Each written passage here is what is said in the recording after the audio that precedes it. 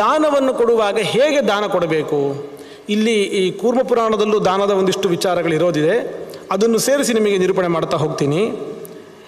ದಾನ ಕೊಡುವಾಗ ಎಂಥದ್ದನ್ನು ದಾನ ಕೊಡಬೇಕು? ಯದ್ಯದಿಷ್ಟತಮಂ ದ್ರವ್ಯಂ ನ್ಯಾಯೇನೋಪಾಗತಂಚಯತ್ ತತ್ತದ್ ಗುಣವತೇ ದೇಯ ಮಿತ್ಯೇತದ್ ದಾನ ಲಕ್ಷಣಂ. ವಾಯುಪುರಾಣ ಹೇಳುತ್ತೆ ದಾನ ಅಂದರೆ ಇದು. ಯದ್ಯದಿಷ್ಟತಮಂ, ನನಗೆ ಯಾವುದು ಇಷ್ಟ ಆಗುತ್ತೆ ಅದನ್ನೇ ಕೊಡಬೇಕು.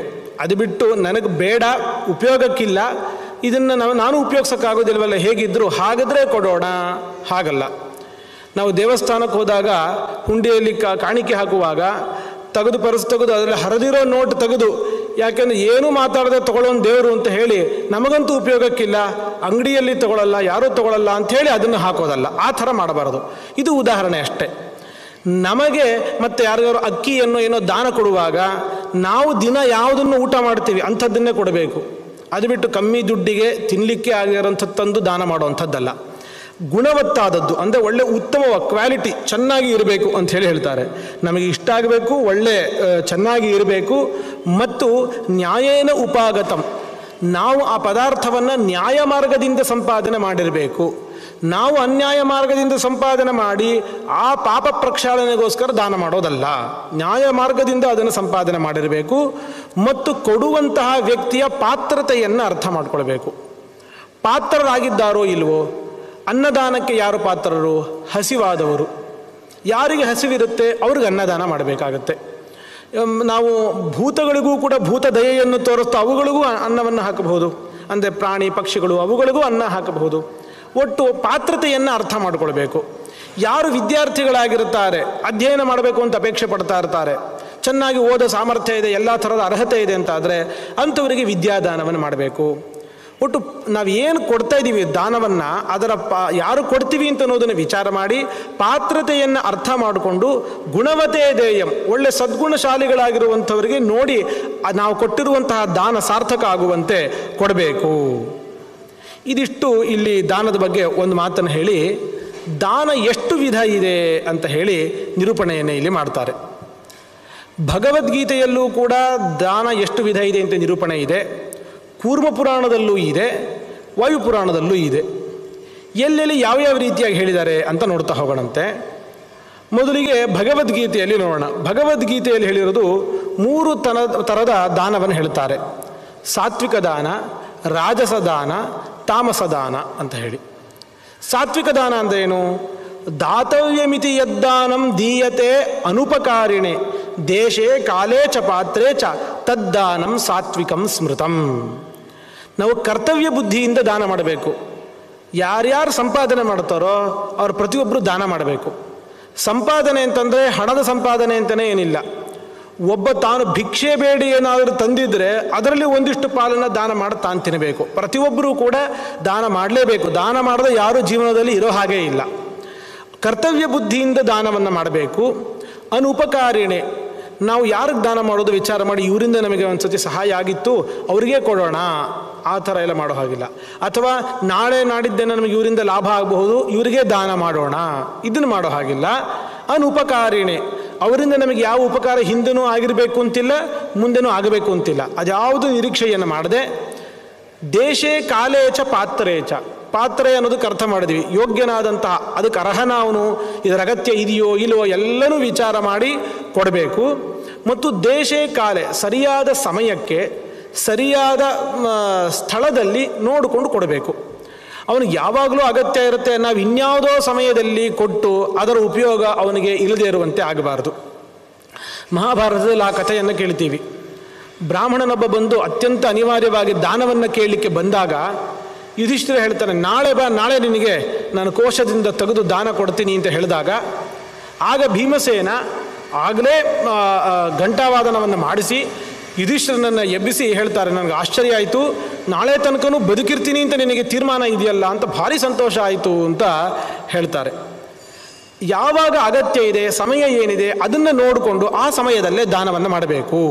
ದೇಶ ಕಾಲಗಳನ್ನು ಸರಿಯಾಗಿ ಗಮನಿಸಿ ದಾನವನ್ನು ಮಾಡಬೇಕು. ಎಲ್ಲ ಸರಿಯಾಗಿದೆ, ದೇಶ ಕಾಲ, ಪಾತ್ರರು, ಕೊಡ್ತಾ ಇರುವಂತಹ ಪದಾರ್ಥ, ಫಲಾಪೇಕ್ಷೆ ನಮ್ಮಲ್ಲಿ ಇಲ್ಲದೇ ಇರೋದು, ಇದೆಲ್ಲವೂ ಇದೆ ಅಂತಂದರೆ ಅದನ್ನು ಸಾತ್ವಿಕವಾದ ದಾನ, ದಾನದಲ್ಲಿ ಅತ್ಯಂತ ಉತ್ತಮವಾದ ದಾನ ಅಂತ ಹೇಳಿ ಕರೀತಾರೆ.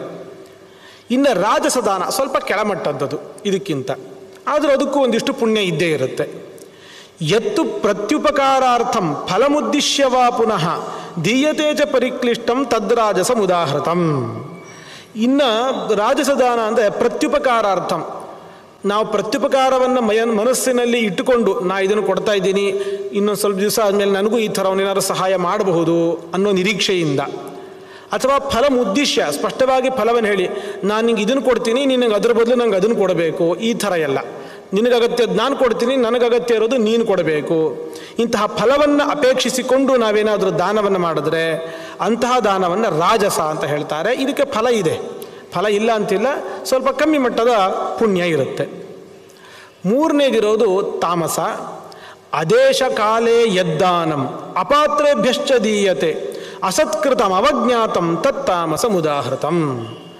ಸರಿಯಾದ ಸಮಯ ಇಲ್ಲ, ಸರಿಯಾದ ಸ್ಥಳ ಇಲ್ಲ, ಸರಿಯಾದ ವ್ಯಕ್ತಿ ಅಲ್ಲ, ಅವ್ರಿಗೆ ಆ ದಾನಕ್ಕೆ ಅವರು ಪಾತ್ರರಾಗಿರ್ತಾರೋ ಇಲ್ವೋ ಅವರು ಕೊಟ್ಬಿಡೋದು, ಯಾವಾಗೋ ಕೇಳಿರ್ತಾರೆ ಇನ್ಯಾವಾಗೋ ಕೊಡೋದು, ಎಲ್ಲೋ ಕೊಡೋದು, ಇಂತಹದ್ದೆಲ್ಲ ತಪ್ಪುಗಳಿತ್ತು ಅಂತಾದರೆ, ಜೊತೆಗೆ ಅಸತ್ಕೃತಂ ಅವಜ್ಞಾತಂ, ನಾವು ಒಬ್ಬರಿಗೆ ಕೊಡುವಾಗ ದಾನ ಕೊಡೋ ಮುಖಾಂತರ ನಮ್ಮ ಪಾಪಗಳನ್ನು ನಾವು ಕಳ್ಕೊತಾ ಇರ್ತೀವಿ. ಈಗ ದಾನ ಕೊಡೋರಿಗೆ ಹೇಗೆ ಬುದ್ಧಿ ಇರಬೇಕು? ನನ್ನ ಪಾಪಗಳನ್ನು ಕಳ್ಕೊತಾ ಇದ್ದೀನಿ, ನನ್ನ ಪಾಪವನ್ನು ದಾನ ತೆಗೆದುಕೊಳ್ಳುವ ಮುಖಾಂತರ ಇವನು ಕಡಿಮೆ ಮಾಡ್ತಾ ಇದ್ದಾನೆ, ಹಾಗಾದರೆ ದಾನ ಕೊಟ್ಟವನಿಗೆ ಲಾಭನೋ ತೆಗೆದುಕೊಂಡವನಿಗೆ ಲಾಭನೋ ಅಂದರೆ ದಾನ ಕೊಟ್ಟವನಿಗೆ ಲಾಭ. ಯಾಕೆ?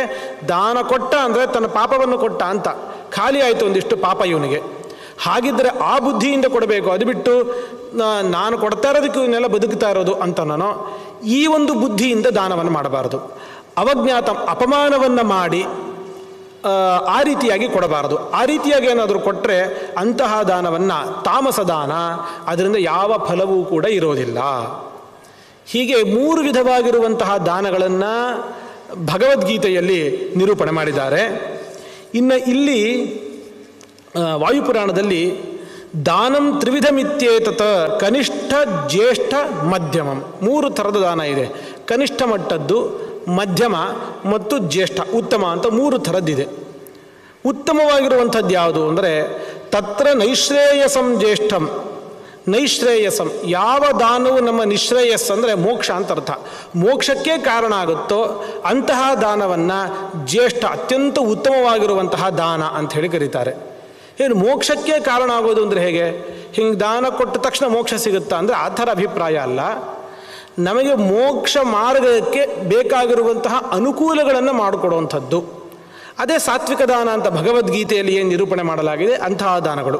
ಫಲಾಪೇಕ್ಷೆ ಇಲ್ಲದೇನೆ ಭಗವಂತ ಪ್ರೀತನಾಗಲಿ ಅಂತಿಷ್ಟೇ ಉದ್ದೇಶವನ್ನು ಮನಸ್ಸಿನಲ್ಲಿ ಇಟ್ಟುಕೊಂಡು ಯೋಗ್ಯರಾದವರಿಗೆ ಯೋಗ್ಯವಾದದ್ದನ್ನು ಕೊಟ್ಟರೆ ಅದೇ ನೈಶ್ರೇಯಸ, ನಮ್ಮ ಮೋಕ್ಷಕ್ಕೆ ಒಂದು ರೀತಿ ಕಾರಣ ಆಗೇ ಆಗುತ್ತೆ. ಅದು ಒಂದಲ್ಲ ಒಂದು ರೀತಿ, ಅದನ್ನು ಜ್ಯೇಷ್ಠ ಅಂತ ಹೇಳಿ ಕರೀತಾರೆ. ಇನ್ನು ಕನಿಷ್ಠಂ ಸ್ವಾರ್ಥ ಸಿದ್ಧಯೇ, ಮಧ್ಯಮದ ಆಮೇಲೆ ಹೇಳ್ತಾರೆ, ಮೊದಲು ಕನಿಷ್ಠದ ಹೇಳಿಬಿಡ್ತಾರೆ. ಈಗ ಕನಿಷ್ಠವಾದದ್ದು ಯಾವುದು ಅಂತಂದರೆ ಸ್ವಾರ್ಥ ಸಿದ್ಧಯೇ, ತನ್ನ ಲಾಭಕ್ಕೋಸ್ಕರವಾಗಿ ಮಾಡಿದ್ರೆ ಅದನ್ನು ಕನಿಷ್ಠ ಅಂತ ಹೇಳಿ ಕರೀತಾರೆ. ಇನ್ನು ಮಧ್ಯಮ ಯಾವುದು? ಕಾರುಣ್ಯ, ಅಯ್ಯೋ ಪಾಪ ಅಂತ ಅನಿಸಿ ಪಾಪ ಕಷ್ಟಪಡ್ತಾ ಇದ್ದಾರೆ ಅಂತ ಕೊಟ್ಟರೆ ಅದು ಮಧ್ಯಮವಾಗಿರುವಂಥದ್ದು. ಇಲ್ಲಿ ಯಾವುದನ್ನು ರಾಜಸದಾನ ಅಂತ ಹೇಳಿ ಭಗವದ್ಗೀತೆಯಲ್ಲಿ ಹೇಳಲಾಗಿತ್ತೋ ಆ ರಾಜಸ ಅಂದರೆ 3ನೇ ಹಂತಕ್ಕೆ ಅತ್ಯಂತ ಕೆಳಮಟ್ಟದ್ದು. ಆ ತಾಮಸ ಕೆಳಮಟ್ಟದ್ದು, ರಾಜಸ ಮಧ್ಯಮ ಮಟ್ಟದಲ್ಲಿ ಇರುವಂಥದ್ದು. ಆದರೆ ಇಲ್ಲಿ ಅದು ಫಲಾಪೇಕ್ಷೆಯಿಂದ ಮಾಡುವಂಥದ್ದನ್ನು ರಾಜಸ ಅಂತ ಹೇಳಿ ಭಗವದ್ಗೀತೆಯಲ್ಲಿ ಕರೆದಿದ್ದು, ಆದರೆ ಇಲ್ಲಿ ಫಲಾಪೇಕ್ಷೆಯಿಂದ ಮಾಡುವುದನ್ನು ಕನಿಷ್ಠ ಅಂತ ಇನ್ನು ಕೆಳಗಡೆ ಇಳಿಸ್ಬಿಟ್ಟಿದ್ದಾರೆ. ಲೆಕ್ಕಾಚಾರ ತಪ್ಪಾಯ್ತಲ್ಲ ಭಗವದ್ಗೀತೆಗೂ ಇದಕ್ಕೂ. ಹಾಗಾದರೆ ಭಗವದ್ಗೀತೆಯ ಪ್ರಕಾರ ಫಲಾಪೇಕ್ಷೆಯಿಂದ ಮಾಡೋದು 2ನೇ ಹಂತದಲ್ಲಿರಬೇಕಾಗಿತ್ತು, ಮಧ್ಯಮದಲ್ಲಿ ಇರಬೇಕಾಗಿತ್ತು. ಆದರೆ ಇಲ್ಲಿ ಫಲಾಪೇಕ್ಷೆಯಿಂದ ಮಾಡೋದನ್ನು ಕನಿಷ್ಠ ಅಂತ ಪೂರ್ತಿ ಕೆಳಗೆ ಹಾಕಿದ್ದಾರೆ.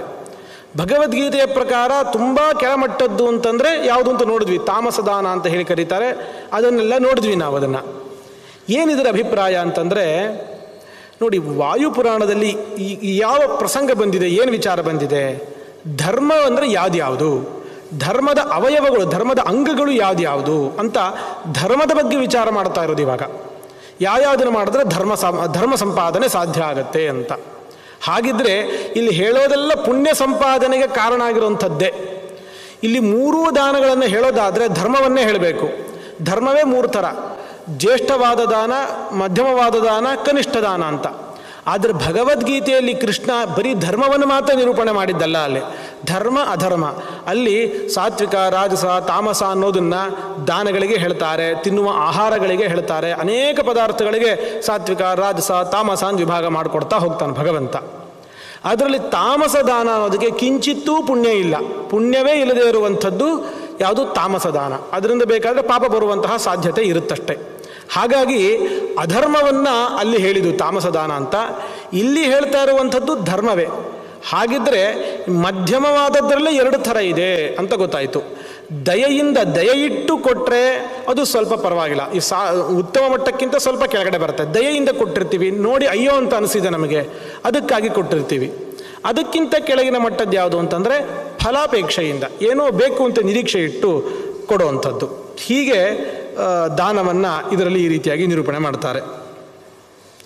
ಇನ್ನು ಕೂರ್ಮ ಪುರಾಣದಲ್ಲೂ ಕೂಡ ದಾನದ ಬಗ್ಗೆ ಬಹಳ ಸುಂದರವಾಗಿರುವಂತಹ ನಿರೂಪಣೆಗಳೆಲ್ಲವೂ ಕೂಡ ಇದೆ. ದಾನ ಅಂದರೆ ಏನು, ಯಾವ ಥರ ಇರುತ್ತೆ, ಎಷ್ಟು ಥರ ಇದೆ ಅಂತೆಲ್ಲ ಹೇಳಿ ಅದರಲ್ಲೂ ಬೇಕಾದಷ್ಟು ನಿರೂಪಣೆ ಇದೆ. ದಾನ ಅಂತಂದರೆ ಏನು? ಅರ್ಥಾನಾಮುಚಿತೆ ಪಾತ್ರೆ ಶ್ರದ್ಧೆಯ ಪ್ರತಿಪಾದನಂ ದಾನಮಿತ್ಯಭಿನಿರ್ದಿಷ್ಟಂ ಭುಕ್ತಿ ಮುಕ್ತಿ ಫಲಪ್ರದಂ. ಅರ್ಥಾನಾಂ, ನಮ್ಮಲ್ಲಿ ಏನು ಸಂಪತ್ತಿದೆಯೋ ಅದು.